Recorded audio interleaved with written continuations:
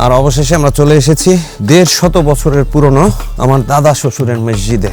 আসলে সত্যি আশ্চর্যের একটা বিষয় যে ওনারা এক সময়কার ধর্ম প্রচারক ছিলেন এবং সেই 150 বছর আগের কুয়ো কিন্তু এখনো রয়েছে। এই হচ্ছে সেই 150 বছরের পুরনো কুয়া, এই হচ্ছে সেই 150 বছরের পুরনো মসজিদ। এবং সেই আমলের যত মসজিদ ছিল সেগুলো কিন্তু 3 গম্বুজ বিশিষ্ট মসজিদ। এই যে এখানে একটা গম্বুজ, সেই 100 বছরের পুরনো বাড়ি। সবচেয়ে আশ্চর্যের বিষয় হচ্ছে কোনো সংস্কার না করার পরেও আজও কিন্তু এই বাড়ি সগর্বে দাঁড়িয়ে রয়েছে।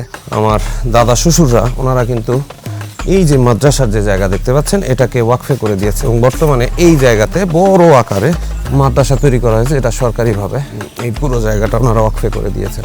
এমনই কাজ যেটা মৃত্যুর পরেও সওয়াব পৌঁছাতে থাকে। আজ থেকে প্রায় 150 বছর আগে আমার দাদা শ্বশুররা নওগাঁর এই অঞ্চলে এসে ধর্ম প্রচার করেছেন। আজকে কেমন আছে সেই বাড়িটি? কথিত রয়েছে যে তিনি এই এলাকায় প্রায় 1500 থেকে 2000 বিঘা জায়গার মালিক ছিলেন, আর তার নাকি 7টা স্ত্রী ছিল, আর তাদের গর্ভে নাকি 65টা সন্তান ছিল। ঐতিহ্যবাহী এই বাড়িতে আমরা আজকে আম পাড়তে যাব, তাও আবার নওগাঁর ব্র্যান্ডের আম। তার পাশাপাশি এই বাড়ির সম্পূর্ণ ইতিহাস এবং বর্তমান অবস্থা নিয়েও আমরা আলোচনা করব। তাহলে চলুন না শুরু করি আমাদের আজকের ভিডিও। শুভ দুপুর বন্ধুরা, আমরা চলে এসেছি নওগাঁর পাহাড়পুরের পাশে চাংলা নামক একটা গ্রামে। আর এখানে আমার দাদা শ্বশুরের বাড়ি। ঐতিহ্যবাহী এই বাড়িটির বয়স প্রায় 150 বছরেরও বেশি এবং ওনাদের একটা মসজিদ রয়েছে। এই মসজিদটিও সেই 150 বছরের পুরনো। এক সময় ওনারা এখানকার ধর্ম প্রচারক ছিলেন। আজকে আমরা এখানে এসেছি আম পাড়ার জন্য। ওনাদের নিজস্ব আম গাছ রয়েছে, এই আমগুলো আমরা সংগ্রহ করব। তার পাশাপাশি সেই পুরনো বাড়িটা আপনাদেরকে একটু এক ঝলক দেখাবো, পাশাপাশি এখানকার মসজিদটাও দেখাবো। এই হচ্ছে সেই ঐতিহ্যবাহী বাড়ি, প্রায় 150 বছরের পুরনো বাড়ি।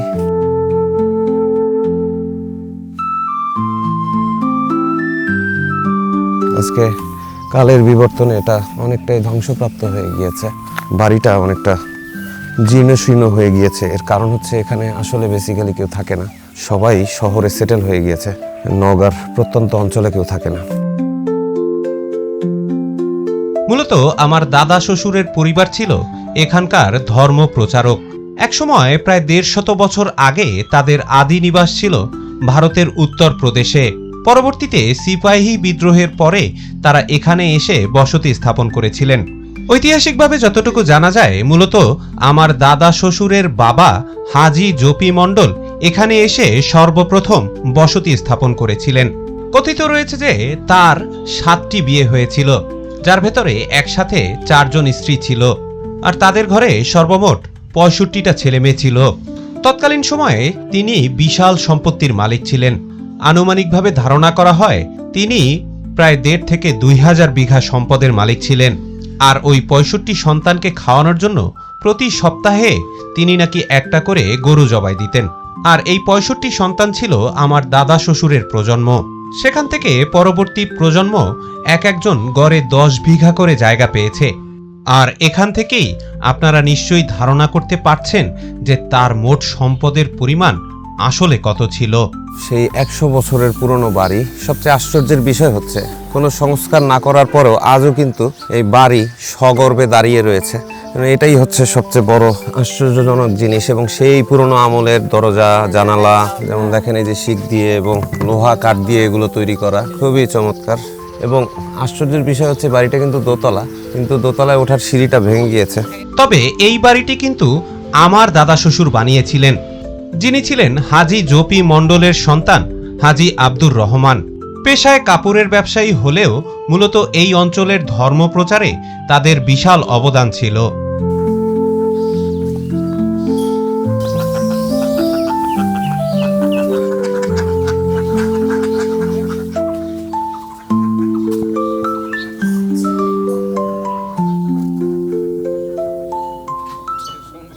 এখানে উঠানে ধানের কাজ চলছে। এভাবেই আজও সেই ঐতিহ্য ধরে রেখেছে তারা।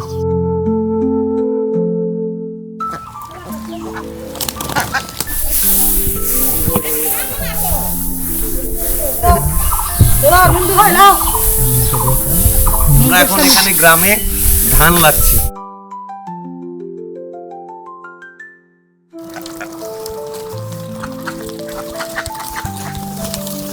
হচ্ছে শামীম ভাইয়া। ভাইয়া হচ্ছে আমার খুব আদরের এক ভাইয়া, উনি এখানেই থাকে। হ্যাঁ, ভাইয়াই কিন্তু এখন বাড়ি পাহারা দেয় না? আপনি বাড়ি পাহারা দেন? হ্যাঁ, বাড়ি পাহারা দেন। আর কি কি করেন আপনি? হ্যাঁ, আপনি লিচু বেচেন? লিচু বেচেন না? সুন্দর একটা গাড়ি বানায় দেওয়া হয়েছে, এটা নিয়ে উনি ওনার মনের মতো যেখানে খুশি সেখানে ঘুরতে যান। এই ভাইয়া কিন্তু বাড়িতে অনেক কাজ করতে পারে, আল্লাহ ওনাকে বিশেষ রহমত দিয়ে এই পৃথিবীতে পাঠিয়েছে, কিন্তু উনি কিন্তু অনেক কাজ করতে পারে মাশাআল্লাহ। চলুন বাড়ির ভেতরটা আপনাদেরকে একটু ঘুরে দেখাই। সেই শত বছরের পুরনো বাড়ি, ঐতিহ্যবাহী বাড়ি আজ কিন্তু জরাজীর্ণ অবস্থায় পড়ে রয়েছে। এখানে আসলে বেসিক্যালি কেউ থাকেই না, সব কিছু ভাঙাচোরা, খাট ভেঙে পড়েছে, কেউ থাকে না, সবাই আসলে শহরে সেটেল। আত্মীয় স্বজন যারা রয়েছে, এইখানে একটা খাট রয়েছে, এখানে আমার এক বড় ভাই শুধু থাকে, আর কেউ থাকে না। এখানে একটা খাঁচা রয়েছে, এর মধ্যে পাখি টাখি পালা হয়। ধান, গ্রামের সমস্ত ধান এখানে রয়েছে। আর একটা মেইন ঘর ছিল একসময়, আজকে পরিত্যক্ত অবস্থায় রয়েছে। খুবই চমৎকার ডিজাইন ছিল, কিন্তু আজকে জরাজীর্ণ অবস্থায় সব কিছু পড়ে রয়েছে। এবং এই পাশে আর একটা রুম রয়েছে, এটাও পরিত্যক্ত। এবং দেখেন সেই পুরনো আমলে কিন্তু শাল কাঠ দিয়ে এই সিলিংটা তৈরি করা, এবং উপরে যে বাঁশ দিয়ে এবং মাটি দিয়ে এই সিলিং তৈরি করা, আশ্চর্যজনক। আজও সেই পুরনো ঐতিহ্য হয়ে এই বাড়িটা এখানে পরিত্যক্ত অবস্থায় পড়ে রয়েছে। আসলে সবাই শহরে থাকার কারণে এই বাড়িতে মূলত কেউ থাকে না, কিন্তু শত বছরের ঐতিহ্য কিন্তু এই বাড়িটা ধরে রেখেছে। আর এইখানে একটা সিঁড়ি ছিল এই দোতলায় যাওয়ার জন্য, এই সিঁড়িটা কিন্তু ভেঙে গিয়েছে। এখান দিয়ে কিন্তু এই দোতলায় ওঠা যায়, দোতলার রুম ছিল, এখনো আছে, কিন্তু সবই পরিত্যক্ত, ভালো অবস্থায় নেই যে উপরে ওঠা যাবে। দেখেন জায়গায় জায়গায় সিলিং কিন্তু ভেঙে গিয়েছে। মোটামুটি এটাই হচ্ছে বাড়ি, আজও ঐতিহ্য নিয়ে দাঁড়িয়ে রয়েছে। এবার চলুন আমরা এখানে আম পারবো। এবারে চলুন আমরা আম বাগানে যাই।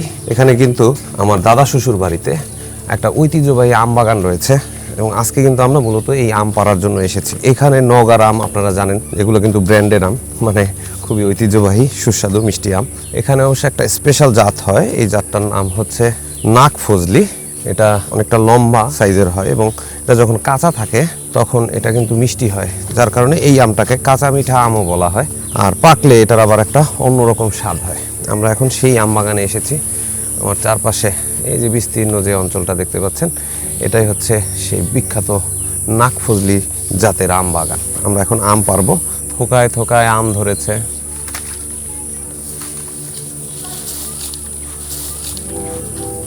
অনেকগুলো আম পেরেছে, দেখতেই সুন্দর লাগছে আসলে।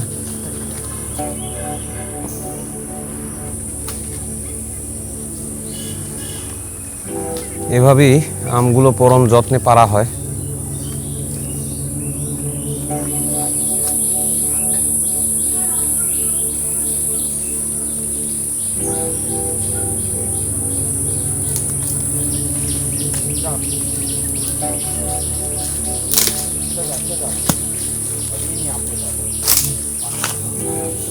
এই যে আম সংগ্রহ করা হচ্ছে।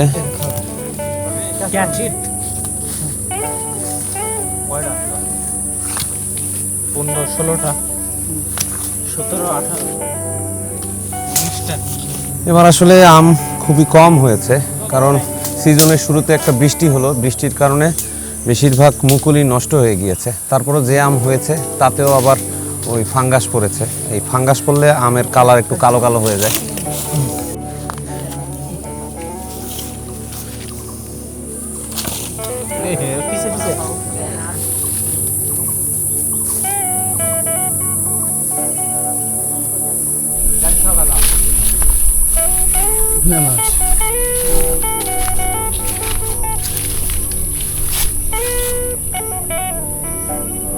বিশাল বড় সাইজের আম, এটাই হচ্ছে নাকফজলি।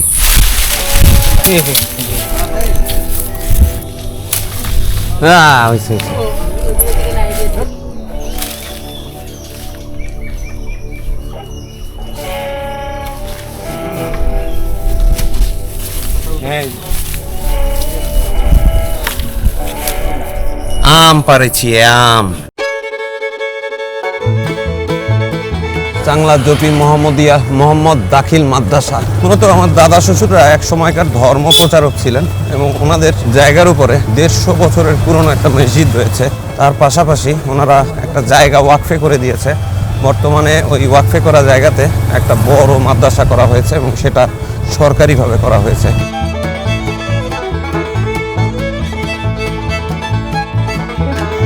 আর অবশেষে আমরা চলে এসেছি 150 বছরের পুরনো আমার দাদা শ্বশুরের মসজিদে। আসলে সত্যি আশ্চর্যের একটা বিষয় যে ওনারা এক সময়কার ধর্ম প্রচারক ছিলেন এবং সেই 150 বছর আগের কুয়ো কিন্তু এখনো রয়েছে। যেমনটা দেখতে পাচ্ছেন, এই হচ্ছে সেই 150 বছরের পুরনো কুয়া, এখনো সচল আছে। যদিও এখানকার পানি ব্যবহার করা হয় না, তবে এখানে নতুন করে অজুখানা নির্মাণ করা হয়েছে। তার পাশেই এই পুরনো কুয়াটা। এই হচ্ছে সেই 150 বছরের পুরনো মসজিদ এবং সেই আমলের যত মসজিদ ছিল সেগুলো কিন্তু 3 গম্বুজ বিশিষ্ট মসজিদ। এই যে এখানে একটা গম্বুজ, এখানে একটা গম্বুজ এবং এই কোণায় একটা গম্বুজ, 3 গম্বুজ বিশিষ্ট মসজিদ। আর কিছু অংশ নতুন করে সংস্কার করা হয়েছে। এই মসজিদেও বরাবরের মতো 3টা মেহরাব ছিল, বর্তমানে এগুলোকে টাইলস দিয়ে সংস্কার করা হয়েছে। এটা হচ্ছে পাশের মেহরাব, মানে এটা হচ্ছে মূল মেহরাব ছিল। বর্তমানে এগুলো সবই নতুন করে সংস্কার করা হয়েছে।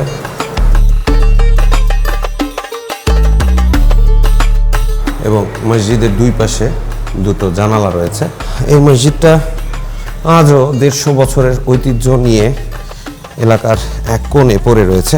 এবং আমার দাদা শ্বশুররা ওনারা কিন্তু এই যে মাদ্রাসার যে জায়গা দেখতে পাচ্ছেন এটাকে ওয়াকফে করে দিয়েছে এবং বর্তমানে এই জায়গাতে বড় আকারে মাদ্রাসা তৈরি করা হয়েছে। এটা সরকারিভাবে এই পুরো জায়গাটা ওনারা ওয়াকফে করে দিয়েছেন। এমনই কাজ যেটা মৃত্যুর পরেও সওয়াব পৌঁছাতে থাকে, সেরকমই একটা কাজ উনি করে গিয়েছেন। আলহামদুলিল্লাহ আজকে এখানে বড় আকারে মাদ্রাসা। বর্তমানে এই মাদ্রাসাতে প্রায় 300-রও অধিক ছাত্রছাত্রী পড়াশোনা করে, অনেকে থাকে, অনেকে এখানে শুধু পড়াশোনা করে। তার পাশাপাশি শিক্ষক এবং স্টাফ মিলিয়ে মোটামুটি 25 থেকে 30 জন আছে।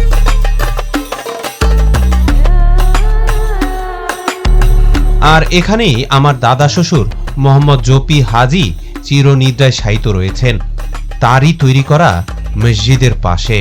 আল্লাহ তাআলা ওনাকে জান্নাতুল ফেরদৌস নসিব করুক, এই কামনা রেখে আজকের মতো আমাদের ভিডিও এখানেই শেষ করছি। ইনশাআল্লাহ আগামী পর্বে নওগাঁর অন্য কোনো জায়গায় দেখা হচ্ছে। সে পর্যন্ত তাহলে বিদায়। আসসালামু আলাইকুম ওয়া রাহমাতুল্লাহ।